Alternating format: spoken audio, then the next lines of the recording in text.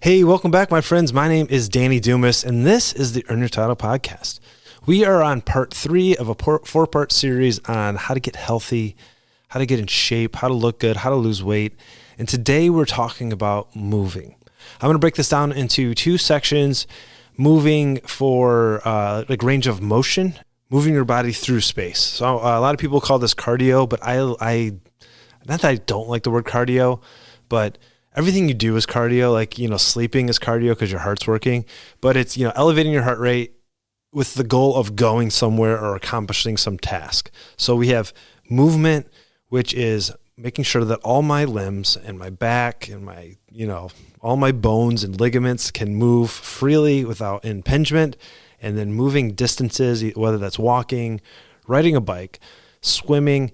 So to start off, movement or mobility, the ability to move your body through all ranges of motion.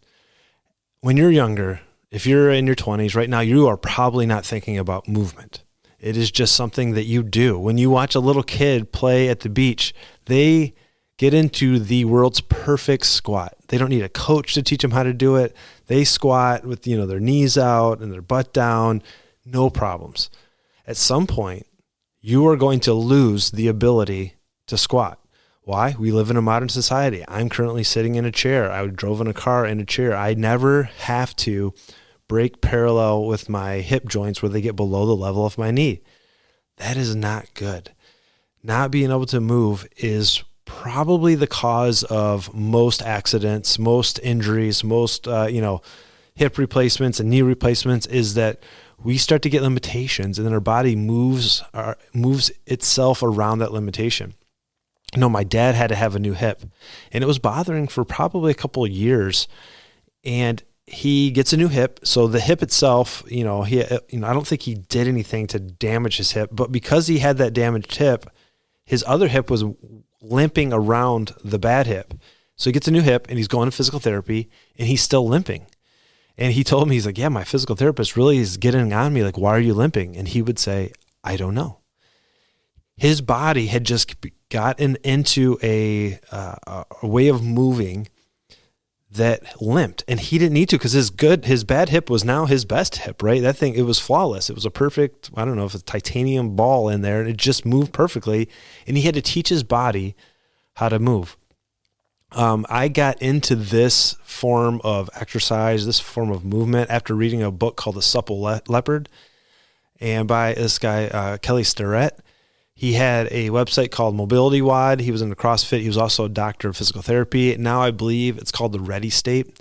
And he had all these things where you would, you'd get a lacrosse ball, which is, if you've never picked one up, it's kind of like a hockey puck in ball format, really heavy, dense rubber.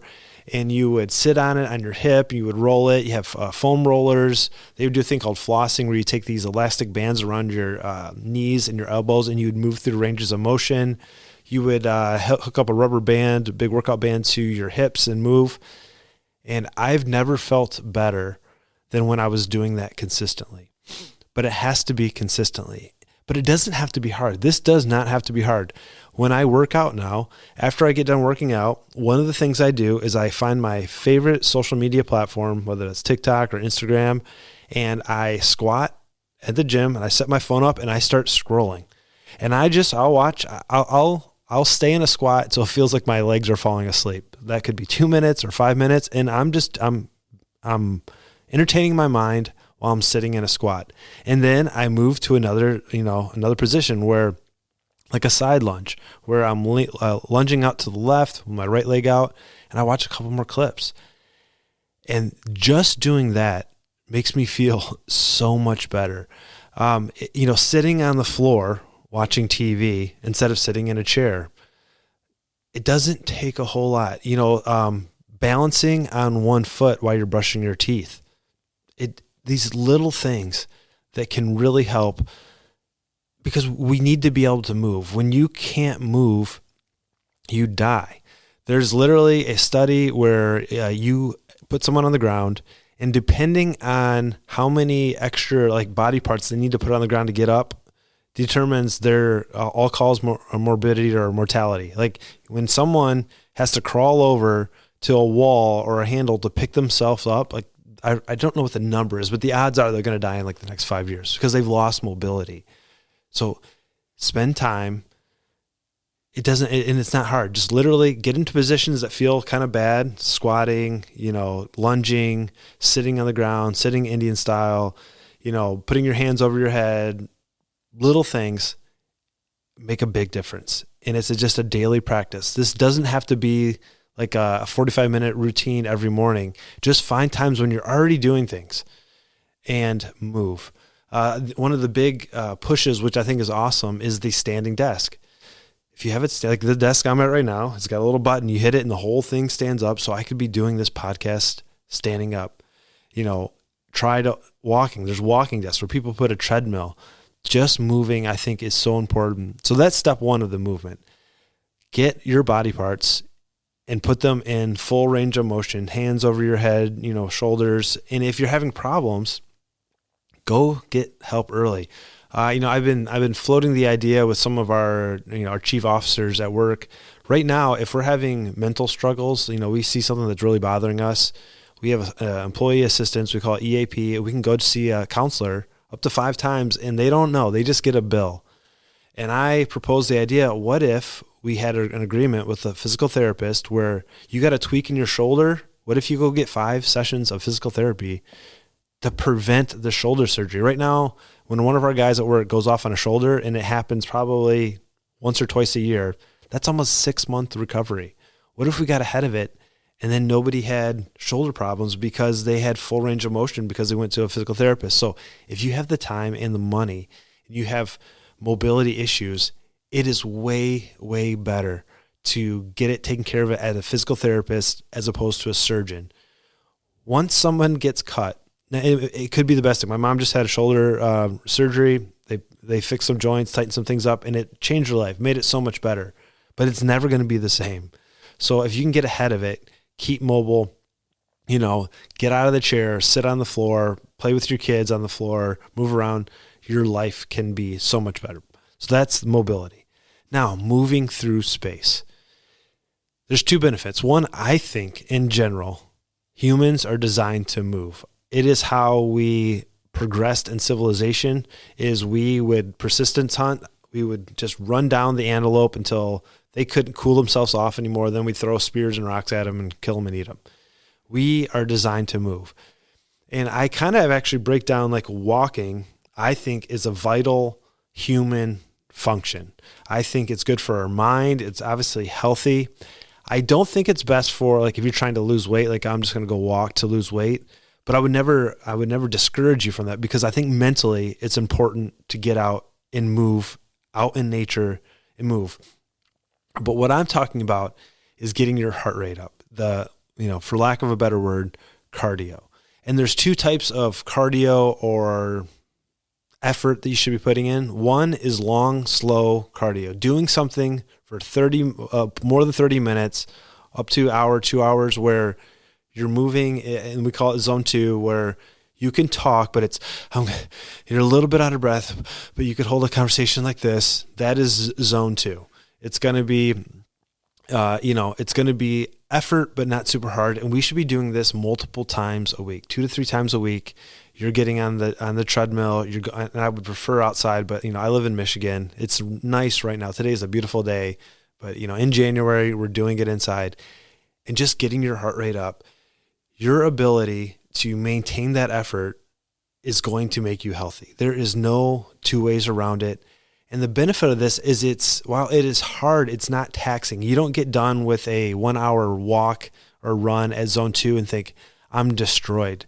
Because the other thing I'm about to talk about, VO2 max exercises, where your heart rate is maxed out, you feel, I don't want to say awful, but they are hard.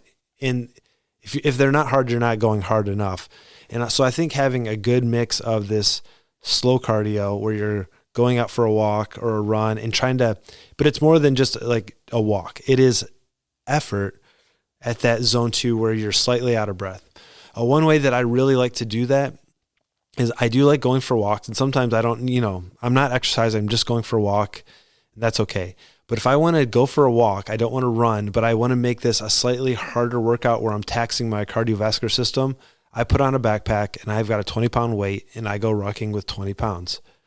I am a firm believer that putting weight on your back and carrying weight is an amazing workout. It takes the effort that you're putting in for a walk, elevates it a little bit and helps you get into that zone 2. In addition, it strengthens your core. It's scalable, meaning that me and you could go and work out and you are in much better shape than me. And if we were going for a run, you would blow me out of the water because you're out there running 8-minute miles and I'm running 10-minute miles, and you would pass me and then we're not working out together. You're running ahead of me and I'm trying to catch you. If you wanted to go a ruck with somebody, you put 40 pounds in, I put 20 pounds in, and now we were both getting the same amount of workout. We scaled it. It could be that you've never rucked at all. So you're going to take a backpack and you're going to put in 5 pounds, and then next week you put in 10. You can add it. You can add it with water. So if you wanted to have a really hard ruck, like say you wanted to go up a mountain or up a hill, you take 30 pounds of water, you take it up the hill, and then you don't want the pounding on your knees as you walk down, you dump the water out. It's so versatile.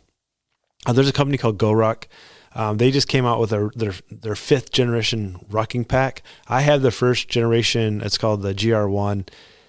I've had it for, I think, 12 years now. It's a very expensive backpack. Mine was made in America. And their entire company is based around putting weight in a backpack and going and doing things. Now, they have events where Special Forces soldiers come and put you through all kinds of extremely challenging scenarios, and you do all of it wearing a backpack. It's awesome. You don't need to be that extreme, but I'm a firm believer that carrying weight on your back is an amazing cardiovascular and strength workout combined, and I would encourage you to try it. Some of the other types of movement that I like to do, I like to push and pull sleds. I like to move weight as I'm working out. So at work, one of my favorite workouts, we have a parking lot. I would say it's probably 50 to 60 yards long. And so for those of you that are not in the U.S., 50 or 60 meters long. And I'll take a kettlebell and a 40-pound sandbag or a 60-pound sandbag, depending on which one I'm doing. And I'll do a farmer's carry on one side with my kettlebell, 20 to 40 pounds, all the way down 50, 60 yards. And then I put it in my other hand and I walk back. So I'm doing an uneven carry. And I like the uneven carry because it forces my body to counteract that motion. And I think that's an important thing that we do consistently. And we get hurt when we don't have the ability to do that. You get a force on your left side, you control it with your right side, and that allows you to stay stable. So I like that. And then I'll take the 60-pound sandbag and I put it on my back or on my shoulders, and I just walk. If I'm feeling good, maybe I'll jog 60 yards there, 60 yards back. Then I take the 60-pound sandbag, and I've got a 45-pound plate on a sled, and I pull it backwards, and then I put it on my shoulders and I drive it forwards, and then I run the lap back and forth. That 30-minute workout is amazing. And I feel like I'm getting stronger. My cardiovascular is better. When I do the sled pull, that is the max effort, VO2 max. Like my heart rate is as high as it can go. But then when I'm doing the farmer's carry and the sandbag, I come back closer to that zone 2. It's a really good workout. And if you're not currently moving with weights, I would encourage you to find some modality, something, whether it's walking, whether it's pushing your kids in a stroller, awesome. Put your kids in a stroller and wear a backpack. Do something where you're moving and carrying weight, and I think you'll be a healthy person. If you had to say, Danny, you can't do any other workout, I think I would pick rucking. I really do, because I could add more and more weight.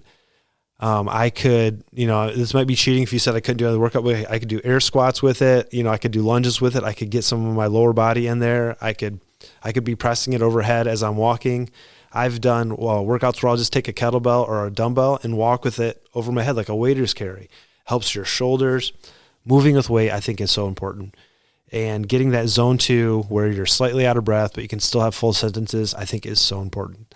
The other type of cardio, I'll be very honest with you, I don't like it because it's hard, but I think it's so important. I did an entire episode on the importance of VO2 max and heart rate variability.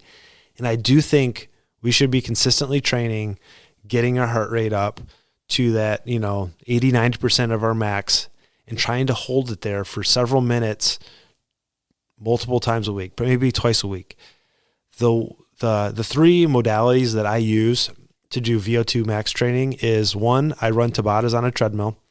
So I will run 20 seconds as fast as I can. I get that treadmill just going where I feel like at the 18, 19 second mark, 20 second mark that I'm about to fall off. And then I step off for 10 seconds and I do that 8 times. That is 4 minutes.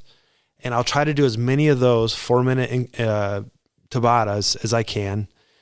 Usually 3 is probably my max. Sometimes I'm feeling good, I can get to 4 of those, and I take a 2-minute break in between. That's one modality. I find that treadmill and machines are a little bit easier to do this because if I'm trying to sprint, I just don't have the mental fortitude to go all out, where if I don't go all out on the treadmill, I'm going to fall off, and the danger or the worry of falling off makes me run faster. That's one. Then when I have a rowing machine at my house and I have a rowing machine at work, I'll do 4 minutes as hard as I can with 2 to 4 minutes off. You might hear this called the Norwegian method. Now, I can't go as hard as I can in the Tabatas because at that 20-second mark is about the limit when I'm going all out. So rowing machine is a little bit harder to go because you can start to slow down, but I really try to push it as hard as I could, which is not going to be my max effort because you can't give your max effort for 4 minutes. It's not how your body works. But I pick a stroke rate, whether it's like 34 or 36, and I just try to nail that stroke rate, 36 strokes a minute, stay right there, go for 4 minutes, and then take another 4 minutes off, and then repeat that. 4 of those is a really good workout. You are done after the 4th one. You're laying on the ground, heart rate's beating fast, super sweaty. Then the 3rd one I do, my least favorite, because it gets my heart rate up fast instantly. It's a Tabata on the Airdyne. The Airdyne is the bike where you have your hands move forward and backwards, and you have the pedals, and there's a big fan, which the fan cools you off, but it also feels like it dries my mouth out, which I don't like it. And for that one, it gets my heart rate going so much, I do the opposite. I do 10 seconds on and 20 seconds off. 4 minutes of that, I think that of all the exercises I do gets my heart rate going faster than anything. But the point is I do it. I do try to break it up between the running, the rowing, and the biking. I think mentally it's helpful as opposed to just killing myself on the Airdyne, which I really don't like, but I did it last day I worked out. So doing that once or twice a week, maybe 3 times if you're a little bit younger. I think as you get older, you got to be careful with that because you're going to tax your system. But having the 3 forms of movement where you're moving your body in all of its ranges of motion, that is not physically intense. It doesn't have to be hard, but I think it's important. Then having your slow, steady cardio where you're going to go out for an hour or 2 at a steady rate and just get out and move. Having the mental clarity of walking, which some people would call meditation. And I think sometimes it's important to get the earpods out of your ears. Unless you're listening to me, then definitely don't do that, right? And then have that super high intensity because all of it matters. When you incorporate that with getting stronger, life opens up for you. Now, this is not going to prevent all the problems. You could have trauma, which hurts you. You could have disease, which you can't control, which are genetics. But if you are strong and have the ability to move your body effectively and efficiently, you have conquered most of the ailments that are going to that are avoidable if you can do those things. Your heart's going to be good to go. You're going to be strong. You're going to be capable, and you're going to be the man you've always wanted to be. You're going to be the man your kids need, the man that is able to, play on the floor, or you'll be the grandpa that gets on the floor and wrestles with their kid. I recently had a moment where somebody that I know, we're close to the same age, asked me to pick something off the ground because they couldn't do it. They physically couldn't bend over to get this thing. And I think it's really challenging to see that, and I don't want that for you. So hopefully you've enjoyed this. I would love for a review, and I can't wait to talk to you next week. We're going to talk about eating and the food that we eat and how that changes us. So you have a great day. I'll talk to you later. Bye.